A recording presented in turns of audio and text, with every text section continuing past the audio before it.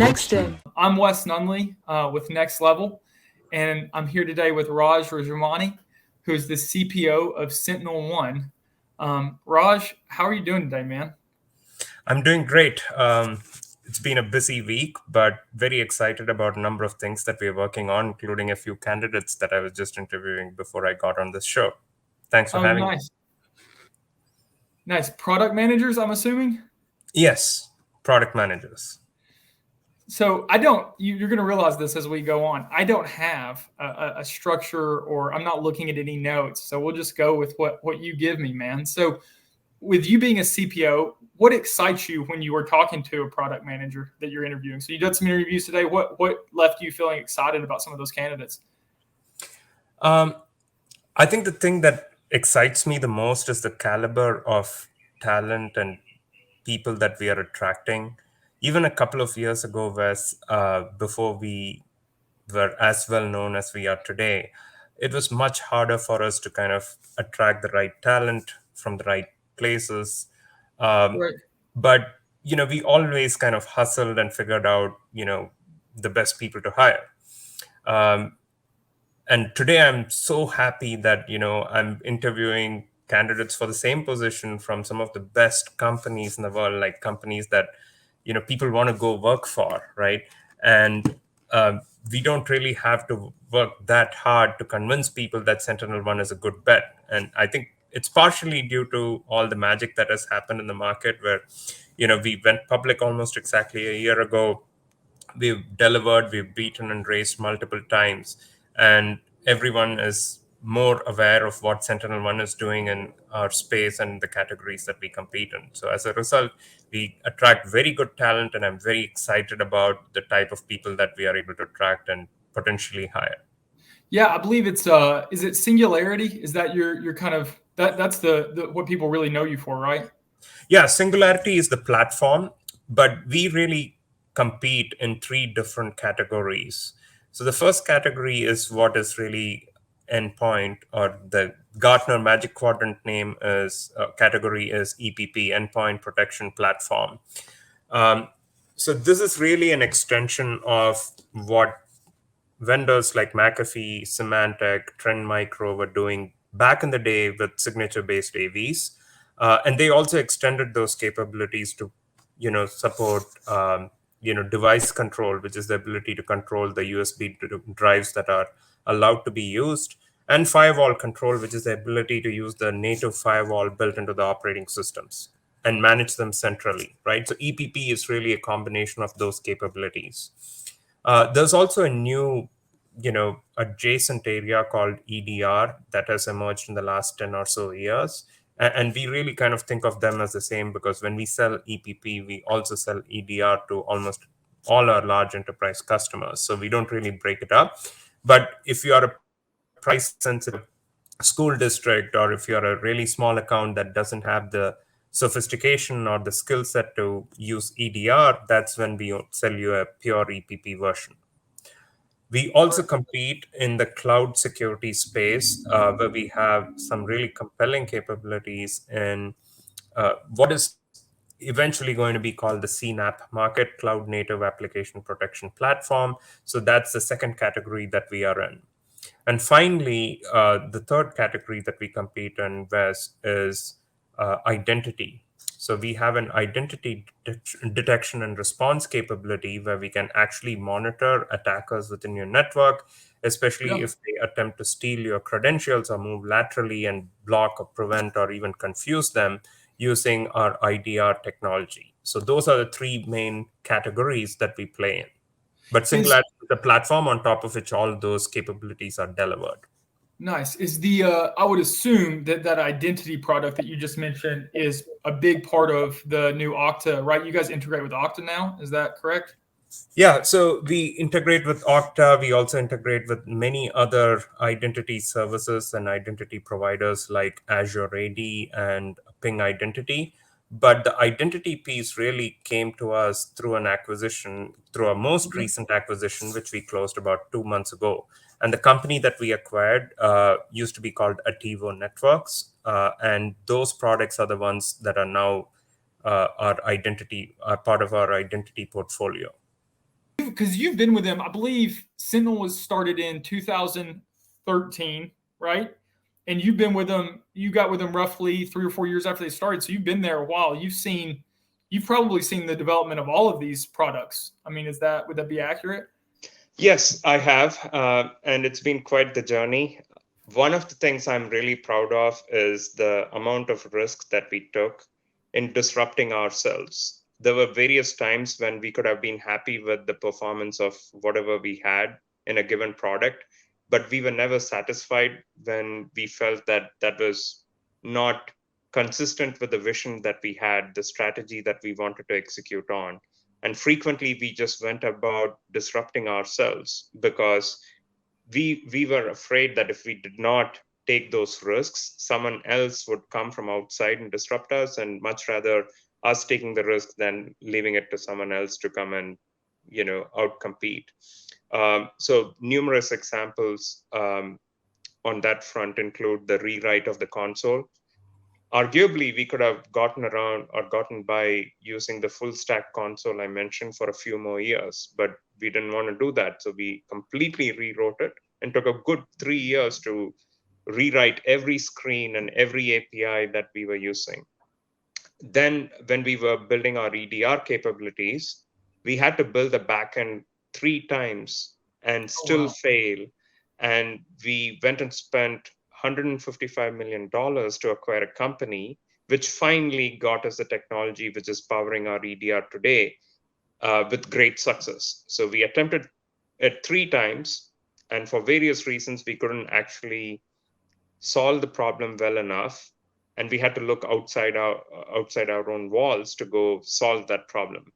And now we are continuing to do the same kind of internal disruption by taking some of the pieces that we have and thinking about how do we reimagine this for an XDR world, because the entire world is moving from EDR as a product to XDR as a platform. So that's one of the things that's really exciting about the journey and what I have seen here, going from a single product company to a multi-product portfolio with a very robust platform. Yeah. Yeah. And it sounds like, because I think, I mean, so one of your competitors is probably CrowdStrike. I mean, I hate to drop names here, but that would be kind of one of them. So it sounds like y'all's internal philosophy is we're going to do this to ourselves before a competitor does it to us, right? So how do you forecast that? How do you foresee the need for that coming? So you talk about self-disruption, getting out ahead of the market. How have you managed to do that as a product leader? Yeah, so CrowdStrike is indeed our most formidable competitor, and they've done extremely well. They've executed really, really well, and they also took product decisions which are very different from our own. So let's talk about that EDR example I gave you, where I said we built it 3 times and failed and decided to acquire our way out of our problems. What CrowdStrike did, and hats off to them for doing this, they essentially went and OEM'd Splunk. So if you look at the CrowdStrike console today, about 50% of the functionality you get out of CrowdStrike is really powered by Splunk, which they run in their own data centers or cloud or where have you. And the other 50% of the screens are the policy screens and stuff that are very CrowdStrike specific, which they have built and developed themselves. And in OEMing Splunk, Wes, what CrowdStrike did was they essentially made the whole problem they were solving very manageable, because Splunk would handle any volume of data that you would throw at it. And the problem statement for CrowdStrike became one of how do I get the relevant data and how do I create the right reports on top of Splunk? Right. Whereas for us, it was a much larger problem we were tackling and trying to solve, because not only did we have to get the data and create the reports, but we also had to find a way to manage the data and support various operations like the searching and hunting of specific IOCs, indicators of compromise, on the data that had been collected. And, eventually, we kind of came to the conclusion that our approach is better because it leads to a more integrated solution.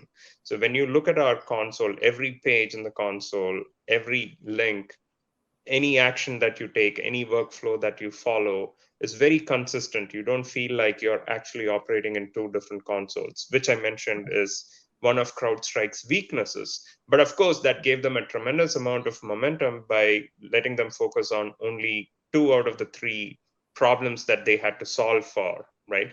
But in the long run, I believe our approach will serve us well. Whether or not we beat CrowdStrike in the market or in terms of revenue, I really don't care. I think the market's large enough for both companies to be very viable and do very interesting things for our customers. But we both took very different approaches, and I still like the approach that we took, not just because of being close to it, but also because it leads to a better, superior customer experience. Right. Yeah, and to your point, I mean, I don't foresee a world where the demand for security is going to decrease. Right. I think that the market is certainly big enough for multiple companies. But I just bring that up because look, you do have different competitive advantages, right? And you've been there long enough that you've been at the forefront of all of this. So let me go back just a little bit, if we can transition, because you are a people leader, you're a product leader. If you could go back, say, I don't know, so let's say 7 years, 8 years to when you were a senior product manager, like there, what advice would you give to yourself then, knowing what you know now? Yeah, it's interesting that you picked a specific title there, because that's the one title out of which I found getting to the next level to be the hardest, right? So I had already spent a few years being a product manager, being promoted to senior PM. And the next, typically in most organizations, the next level would be a director of product management. And no one would actually hire me at that director level, because typically the expectation was that you would have to manage a small team, at least of 3 or 4 product managers, before they would give you a director title. And here's the funny part, right? Being a product manager is like walking a tightrope every day. There are so many different types of problems you're solving. You're influencing people because you really don't have a lot of authority. And for every 10 or 15 developers, you only have one PM, which generally means the number of people management opportunities are few and far between. So it's very likely and very possible that people get stuck at that senior PM level and not get considered for a director PM because they've never managed people. And my advice to myself would be, it's much easier to get promoted within the organization where you have been than trying to look for a director level position elsewhere, because no serious company is going to give you a director level position, especially if that involves people management, to someone who's never managed people before. Right. Yeah. So for you, I mean, I think you embody that well, right? You've been at CrowdStrike now for a while. So what is the growth? SentinelOne, not CrowdStrike. But yes, CrowdStrike has been on my mind for a while. I didn't mean to. We're going to have to edit that out. Because you were talking about them earlier, and now you've messed me up. You've been at SentinelOne for a while. That's where you are, and you've kind of embodied that. So at SentinelOne, you were with them years before they made their public exit. I imagine you've seen, and you were with them before they had all the products they have now. So what is the growth from a people perspective of the product org that you now lead been like for you? So you talk about 15 developers, 1 PM. Where are you now as a CPO in terms of the size of your product org? So right now we have about 40 to 45 people in the products org. Wow. And it's actually split into 3 different groups. One is the product managers, the second are the designers, and the third are the technical documentation team, right? Now, the designers and technical documentation team are roughly 10 each, which means we have between 20 to 25 product managers. Back when I joined, we had 3 PMs, including myself, and every one of us was actually writing PRDs. I still am reasonably hands-on. I care about reading release notes and playing with the latest features as soon as they ship. But I don't really get the luxury of doing that as often. So we went from 3 in 2017 to roughly 45 now over the course of 5.5 years. Yeah, that's awesome. That's really cool. And I would imagine you said 3 in 2017 to over 40 now. I would imagine that fourth person in 2017 is like, whoa. So that's really cool. So, I think earlier when we got on the call, you talked about interviewing product managers. When you're interviewing a product manager, obviously SentinelOne's an attractive place to be, right? I mean, y'all are doing some really cool stuff. Like, I mean, if anyone's listening to this and you want to know about SentinelOne, what I did before you and I engaged in this call, I went to Google, I put your name in, and I click news, and it's just boom, boom, boom, boom, boom, boom, boom, right? And so when you have that product manager in front of you, they want to work there. It's a desirable place to be. Let's just assume that they have the requisite skills. They've been in a role long enough. They've done similar enough things. What are those kind of it factors you look for that are beyond a resume, right? So, anybody can doctor up a resume and make it look good and hand it to a CPO. But what are you looking for when that person's sitting in front of you? They really want to work on your team, and you're trying to determine if they're going to be a successful product manager. Yeah. So first of all, almost none of the hiring decisions are made unilaterally. So it's, whenever I am on the panel, whatever score I provide is just one data point amongst many. Right. And we collectively make a decision as to who our best candidate for a role is. The way I approach interviewing is actually use the same set of questions for any given role. And most of the questions that I use have less to do with, your sheer technical abilities or your background or what you've done in the past, and more to do with, how good a listener are you? What's your ambition? How big of a risk taker are you? And do you follow industry trends? If I were to ask you to zoom out and tell me what are the 2 or 3 big industry changes that have happened in the space that you are in today, would you be able to articulate that in a crisp fashion? So those are the things that I look for. So number one, I use the same set of questions for all the candidates that I interview for a given role. And then, as I'm talking to them, I'm taking notes. And at the end of the interview, I have a spreadsheet in which I kind of go and score them on various different attributes that I care about. And then some of these attributes have a weightage, right? For instance, one of the attributes I care about is that I don't want to hire job hoppers. People who have been in their current job for less than 2 years, typically, we find don't have the patience to stick around for a lengthy period of time. So if you've been in your current job for less than 2 years, it actually weighs against you in my scoring matrix. Now, others on the interview panel have different scoring matrices, but when it comes to me and, when the spreadsheet spits out a score at the end of the interview, a number of these factors are considered.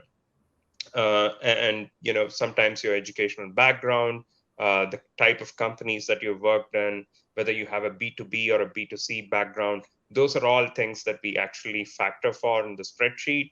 And eventually it boils down to a number, because we think of, the team that we are building here much like a professional team of NFL or NBA or what have you. Right. So we want the best talent.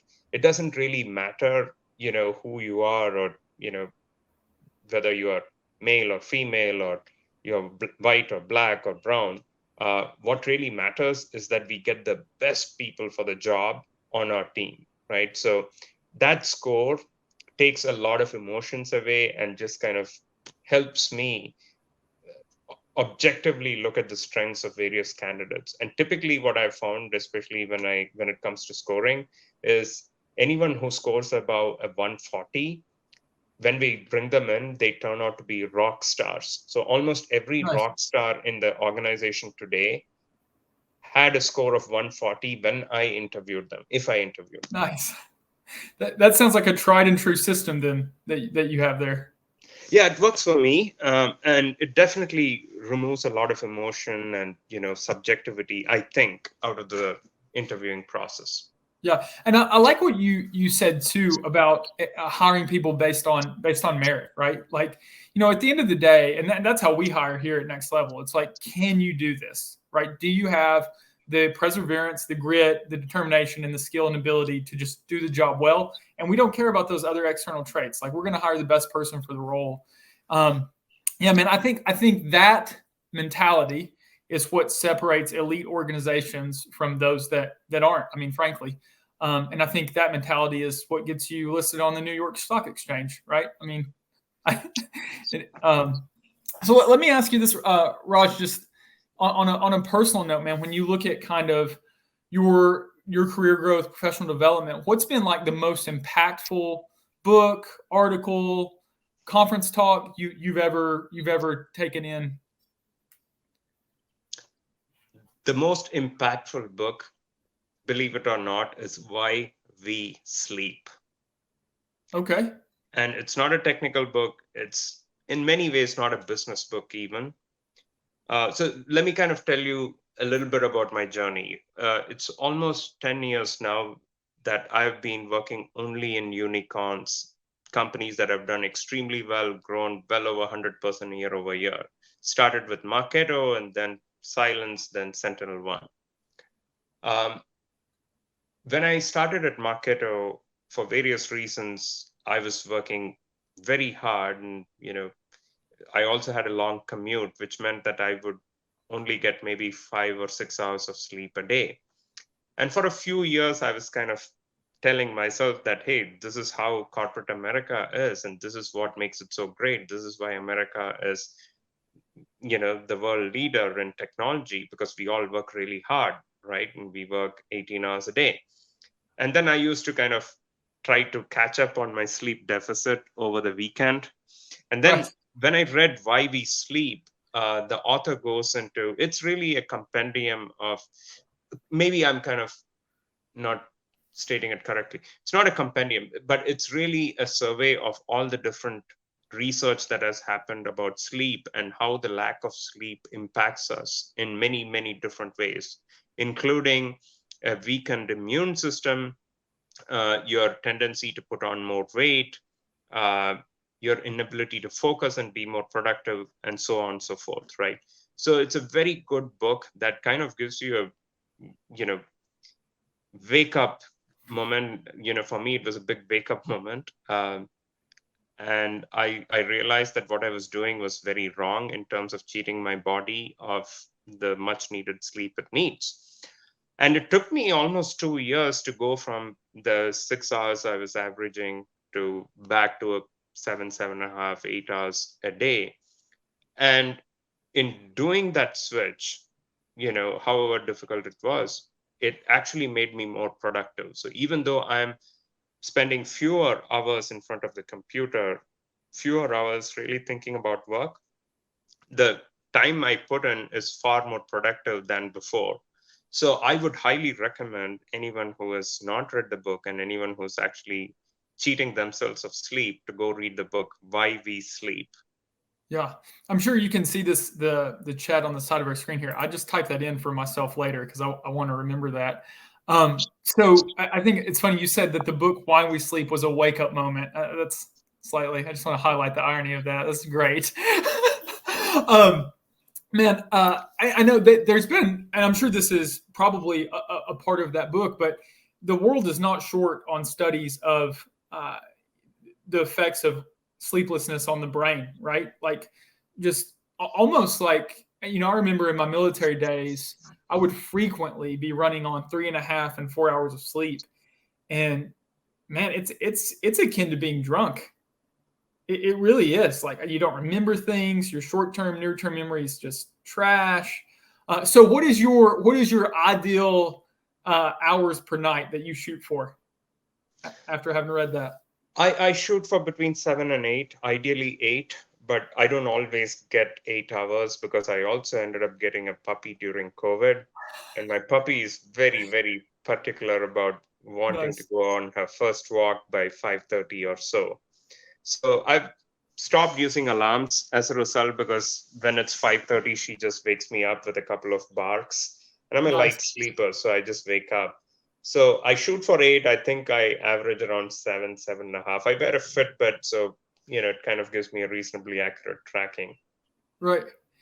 Right. Yeah, I have a wife and 3 kids, so I shoot for 7. I found that I can function reasonably well on 7 hours, but my 10-month-old over the last 10 months has had other plans for my wife and I that do not involve sleeping. They involve waking up at 3, 4, 11, whatever. So that's awesome, man. So while we sleep, I definitely want to remember that. Uh, Man, so when you look at kind of the landscape going forward for you there at SentinelOne, you seem extremely happy there. I don't know why you wouldn't be. How are you going to continue? You talk about self disruption, which to me is a very interesting concept. And then you talk about interviewing people and making sure that they're abreast of market changes. But for you, you're actually getting ahead of those market changes internally. What is your plan to continue doing that, from now until without end, really? I think the number one reason for our success is the caliber and talent of the people we have hired. So I spend a lot of time thinking about the structure of the team as well as what type of people do we bring here, right? Which is why I go to the level of scoring everyone with the same set of questions. And I like to think we have a really rigorous interviewing process because it's very easy to hire. It's much harder to, part ways with someone who's not performing. And luckily, we've had almost zero attrition within the products team for the Wow. last 12 months or so, which is incredible because we went public, people have liquidity, they could actually leave us anytime they wish. But I think they stay not for the money, not for the title, but because number one, they get to work with people who are very smart, frequently way smarter than them. um, Number two, they get a tremendous amount of autonomy and independence, right? um, I hate to issue any top down kind of, hey, this is what we need to do kind of uh, fiats or edicts. And I think most of my leadership team also prefers a bottoms up approach to innovation, where the product manager responsible for a module or a product is the one who's talking to the customers most frequently, is the one uncovering more interesting problems that are adjacent enough for us to go tackle.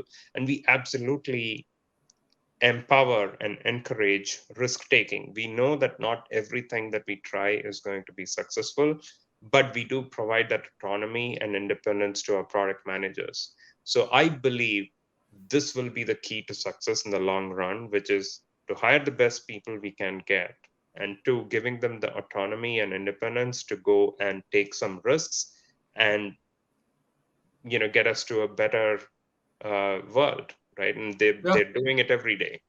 Yeah, I would assume that with the people that you're hiring, where they get that 140 or above that you've mentioned, um, they're high performing individuals, right? I mean, obviously. So in my experience, high performers want to continue to learn and grow, right? Like, the classic example of this is Michael Jordan and the time that he spent practicing and training, and right.